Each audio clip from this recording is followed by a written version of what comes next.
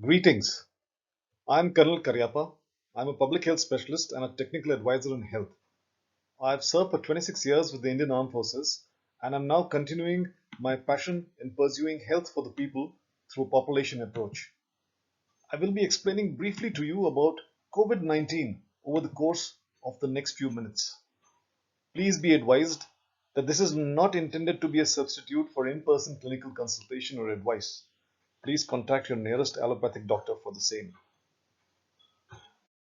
In the present time, we are flooded with news about only coronavirus. Everywhere on WhatsApp, on the news channels, on the internet, on Facebook, we just have discussions and information and messages about coronavirus. So what is this all about? Viruses are like germs. They are small microorganisms. That means you cannot see them even with a microscope, leave alone with your naked eyes. They are very, very tiny. So what is this all about? The disease is COVID-19, the technical name given to it.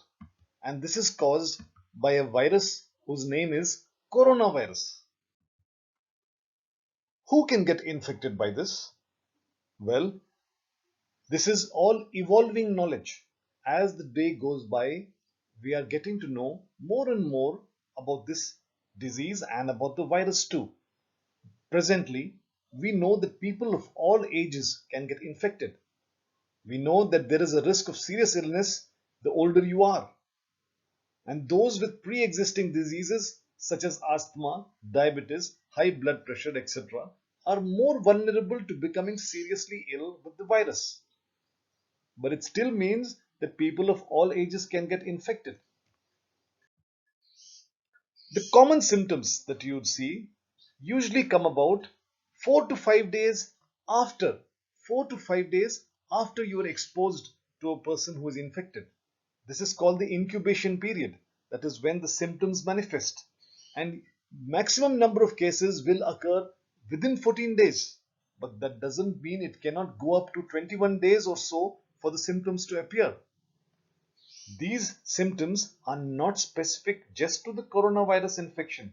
They may occur in any respiratory illness. That is the important thing to note. Any individual may have any, some or all of the common symptoms such as fever, dry cough, fatigue, sore throat, headache, nasal congestion, nausea and vomiting, shortness of breath. Any symptoms, some of the symptoms or all of them. How does this infection spread? It spreads from person to person. Now, the modes of spread, we will cover that subsequently. Through touching of contaminated surfaces with your hands come into contact with these contaminated surfaces such as door handles, chair arms, the glass doors that we have, the lift buttons, shared pens, anything and everything that others touch and you touch. And after that, you touch your eyes, nose and mouth. This is indirect transmission. It can also be through direct transmission. You see here this person is sneezing or coughing. You can see these are the particles that come about which if they were not trapped by the hand or by the tissue or the handkerchief, they would be spreading around in the room or the area the person is. They would settle down on whatever is the exposed surface. And if you happen to touch that, you will then take that in. Now in direct transmission, if the person coughs or sneezes and you are breathing right there, obviously you would understand the virus can come into you. It's like here, you're inhaling whatever the other person is exhaling.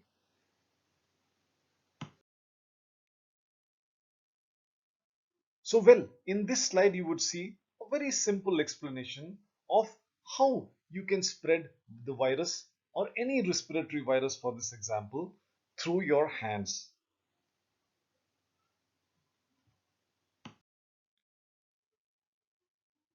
This is taken from the Government of India cartoon comic meant to be shown for children to educate them about the virus. It's very nicely designed, but it conveys the same message to adults as it is to children.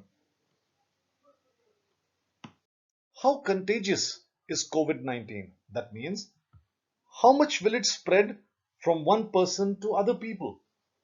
Scientists and researchers like to talk about this a lot. On this slide, you can see the various diseases that have been listed there, and you can see right at the bottom the coronavirus causing COVID-19 can spread to about 1.5 to 2.5 people, as compared with measles, which can spread from 12 to 18 people a single person can infect. So you can make out it is not as contagious. It is contagious, but not as contagious. Is there a treatment or a cure for COVID-19? Well, trials are being done of various drug combinations. This is all preliminary information as of now. As the days go by, more and more information will be available. There will be some trials that will be successful. Presently, it is all preliminary. You must understand that inpatient treatments at hospitals is mostly symptom based, and doctors decide on what is the best treatment through their internal consensus. They not necessarily require inputs from people who haven't trained in modern medicine. What does chemoprophylaxis mean? To the common man, it just means administration of a drug for the purpose of preventing a disease or infection before a person is infected or manifests the disease.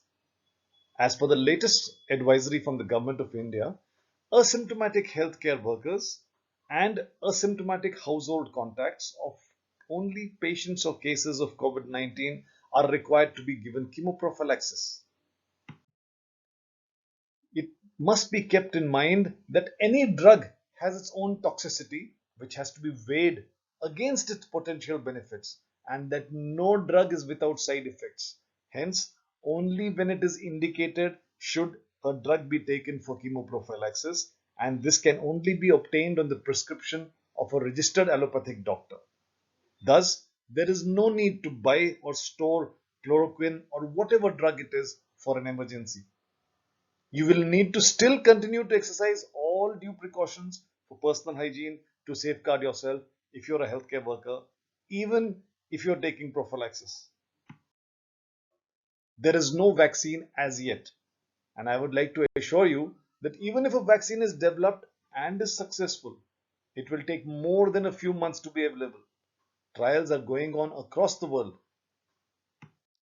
It is advisable for us all to spread correct information, and we should not be part of spreading infection.